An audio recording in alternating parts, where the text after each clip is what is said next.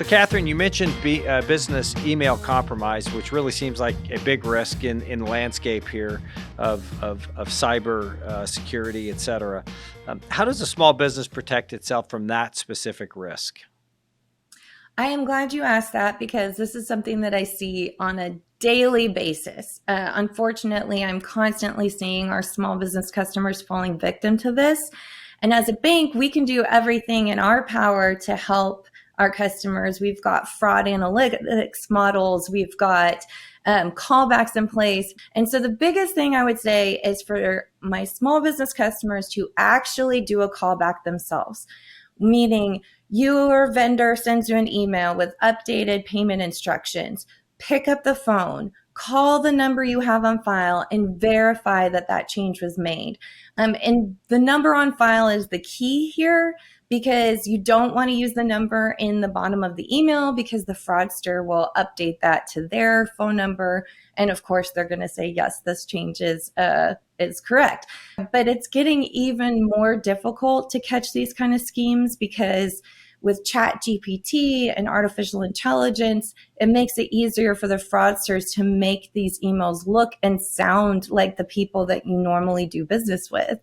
And so a lot of times we see where a fraudster will hack into an email and insert themselves into an ongoing conversation. So at some point you were speaking with a legitimate person and then it switches to the fraudster and you have no idea. You have no indication that anything has changed. So again, I would say the biggest thing is to do that callback, and also implementing dual control is a great thing too. So that way one person can't just send the wire. You have to have that second person who can then say, hey, how'd you get these wire instructions and things like that. I think that's really good. Boy, this truly is scary stuff.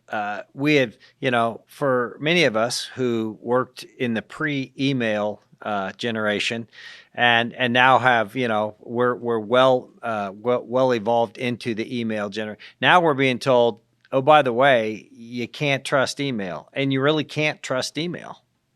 No, you can't. It is not a secure method of communication. So people say trust but verify. Right. I say don't trust anyone and verify. Maybe that's it. Don't trust anyone, verify. Yeah, that's great.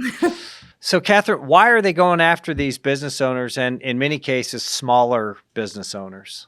Well, one, that's where the money is. I would say a business has more than an individual typically. Also, specifically with small businesses, they don't always have all of the controls in place that a larger corporation does. And so you might have an office manager that gets emails directly from the president or CEO or owner saying, hey, can you do this for me? And so that's not out of the ordinary.